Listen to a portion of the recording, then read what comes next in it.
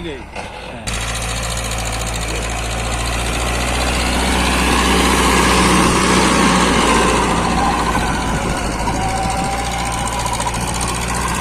আসসালামু আলাইকুম এভরিওয়ান।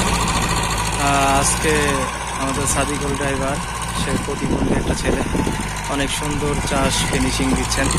1 নম্বরে হয়ে গেছে, 2 নম্বর চাষ চলছে, চাষ করাই গেছে প্রায় শেষের দিকে।